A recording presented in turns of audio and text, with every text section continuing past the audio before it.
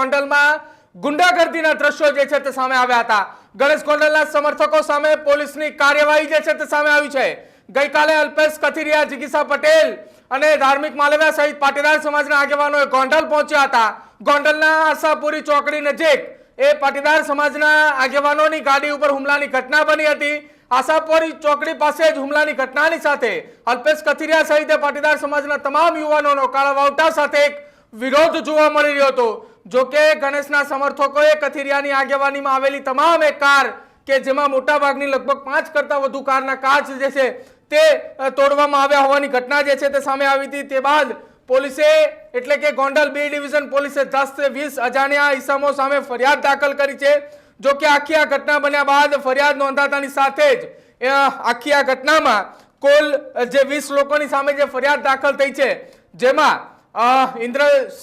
ઇન્દ્રસિંહ જાડેજા સાથે પિન્ટુ સાવલિયા, પુષ્પરાજ વાળાની સામે ફરિયાદ નોંધવામાં આવી છે।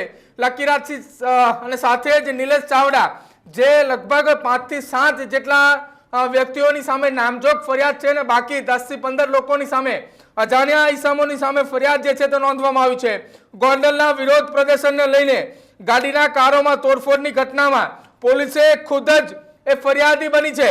એટલે કે આખી આ ઘટનાની અંદર ગોંડલની અંદર જે ગઈકાલે આખો પોલિટિકલ જંગ એલાન હતું, જેમાં પોલીસે ખુદ ફરિયાદી બનતા શહેરીજનોમાં એ અત્યારે ચર્ચાસ્પદ ઘટના બની છે ગોંડલની અંદર। ખાસ કરીને આખી આ ઘટના જ્યારે બની હતી તે ઘટના દરમિયાન ન્યૂઝરૂમની ટીમ પણ ત્યાં ઘટના સ્થળ ઉપર ઉપસ્થિત હતી।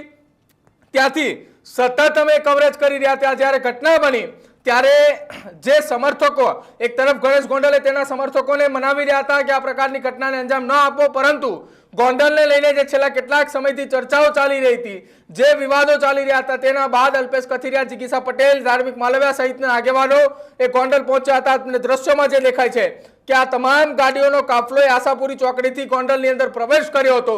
એ દરમિયાન જ ગાડીઓના કાચ ઉપર હુમલો કરવાની ઘટનાઓ બની હતી, જેમાં લગભગ 5 કરતા વધુ ગાડીના કાચ જે છે તોડવામાં આવ્યા હતા। દ્રશ્યોમાં જો સૌથી પહેલા આ ધાર્મિક માલવ્યાની કાર છે, એ કાર ઉપર સૌથી પહેલો હુમલો થયો હતો, અને ત્યારબાદ અલગ અલગ કાર ઉપર કાચ તોડવાની ઘટનાઓ જે છે તે સામે આવી હતી। લગભગ જો ગોંડલની અંદર વાત કરવામાં આવે તો સમગ્ર એ ગોંડલ વિસ્તારની અંદર મોટા ભાગની જગ્યા ઉપર ગણેશ ગોંડલના સમર્થકની અંદર આ પાટીદાર સમાજના આગેવાનો જે આવ્યા હતા, તેમના વિરોધ માટે કાળા વાવટા સાથે ગોંડલના લોકો ત્યાં ઉપસ્થિત હતા અને આ તમામ લોકોએ વિરોધ કરી રહ્યા હતા।